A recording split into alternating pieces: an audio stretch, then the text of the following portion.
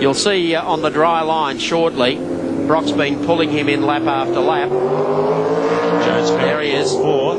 Brock closing in 5th position, and he really is closing too. Once he gets a bit of dry track and he can hammer it at full bore, the time that he'll be gaining on the others will be extremely substantial. Trouble is he can't go down the inside of it because it's all wet down there and he's on slicks. So he's got to stay on that one line that's there that's starting to dry, and dry quite appreciably with 5 laps to go. Not going to make any difference to the race leader, Mark Skaife, or Jimmy Richards for that matter.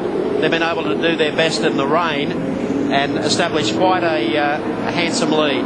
Well, the gap between Skaife and Richards as we watch this fascinating battle between Brock and Alan Jones coming on to buy down to 3.2. And with Skaife's backing off, well, Richards is closing the gap. We'll keep an eye on that. There's Brock. He's getting a little extra snap coming through that dry line. He didn't quite have enough to get Alan Jones on that straight there. Let's see how he goes through the horseshoe. He might get a better snap out of this corner and be able to nail Jones under it. Not quite close enough, I don't think. I'd like to get closer on the approach to the horseshoe now. This right-hander on the approach to the long back straight. Still a lot of fair. Here he comes. Again, you see him throwing the car around with abandonment there because he feels comfortable. Brock once again sits on the tail of the car. Would love to get down the inside. That's where you've got to be. But he's going to give it one deep breath and down he goes. And snaps Jones, so he moves up one in the pack. See, there's quite a battle going for the lead too. I think the gap between Richards and Skaife is coming down quite dramatically. Good calculating driving. That's what really wins championships, that kind of driving. 4 laps to go as they come across the line. There's Mark Skaife. There's Jimmy Richards, 1 and 2. A fair gap then back to Glenn Seaton, just coming onto the start finishing straight.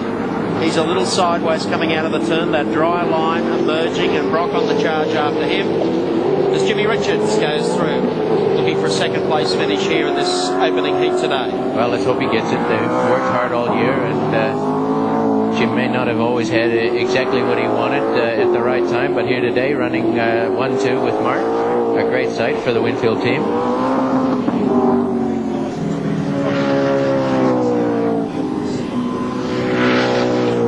Car set up for both these Winfield team Commodores. Very, very soft. It looks like Neil Crompton has had a lose and caught the front. Dragged off the cowcatcher. We'll try and drag that all the way back into pit lane. It's pretty handily placed. What a shame for Crompton after such a rocket start. Those impressive opening laps. It looks like he's really been struggling for grip since that time. So they've got a new one ready to go onto the car. Here's Brock, car number 05, last start winner at Eastern Creek. He's not going to win this first heat here today.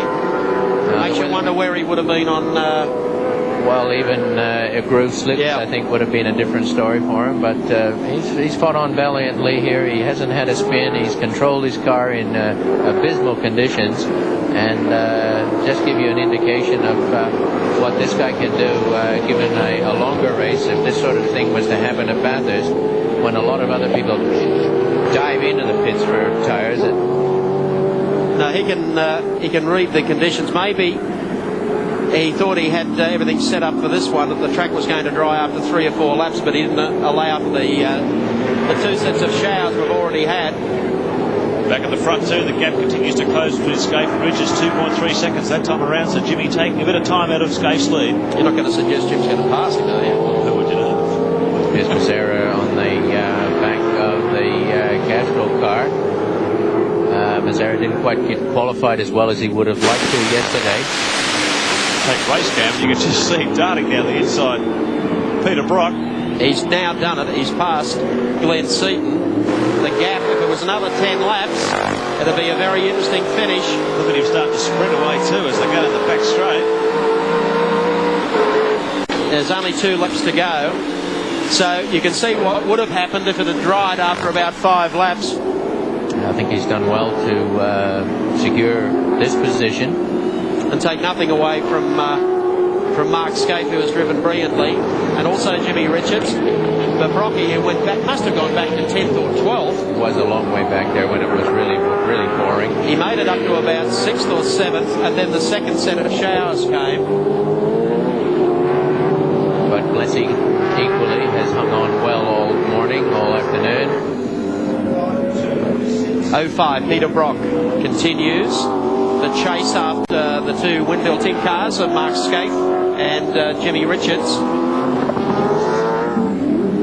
He's the man in control. Made the right tyre choice. Great setup on the Winfield cars, shown by Richards' performance here. Haven't seen Jimmy running at the front too often this year, but boy, hasn't he been on the pace today. Here comes Scaife down under brakes to the right-hander.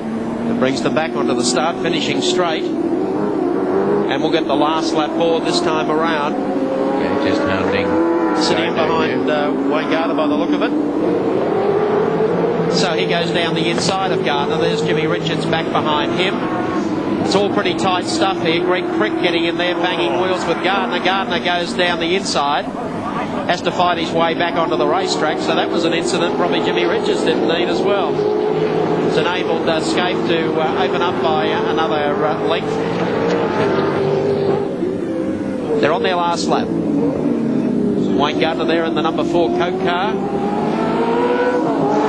The exit of that turn, and there goes Richards through. Gardner follows. That's not going to make any difference at all. Currently running in 11th position as we take Triple M race cam aboard Coke number 4 Commodore. Here's Scaife up behind Stuart McCall, I believe, and Richards snapping down on the inside as well. So they're fairly tight in this last lap. Scaife gets away again. Number 2 car followed by the 6 machine.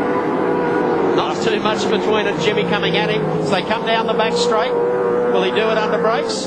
I don't think so. Ah. Yes. What were you saying? Oh. What's going on? Won't make too much difference. Maybe this is a little green flag for Jimmy Richards. They come out of the corner, and the Rainmaster proves just that as he gets across the straight to lead Mark Scaife. That's a 1-2 for them. Finishing back in 3rd place was Peter Brock. 4th will go to Glenn Seaton. And 5th place to Alan Jones with Thomas Mazzara, I believe, rounding out the top 6. A good win to Jimmy Richards. He was coming all the time. I don't think he's seen a door that wide for a while. Well, good on him. Fabulous to see. Jimmy Richards. Let's check them out for you on the Shell race score. Jimmy Richards, the race winner. Mark Scaife finishes in 2nd. Peter Brock, fine drive for 3rd. Seaton is 4th. And Alan Jones finished 5th. 6th spot going to Thomas Mazzara in car number 015. Larry Perkins in the Castrol Commodore finished 7th. 8th was John Bow in car number 18. 9th, 23, Paul Morris in the Diet Coke Commodore. And one of the privateers in car number 24, Great Cricket Tasmania.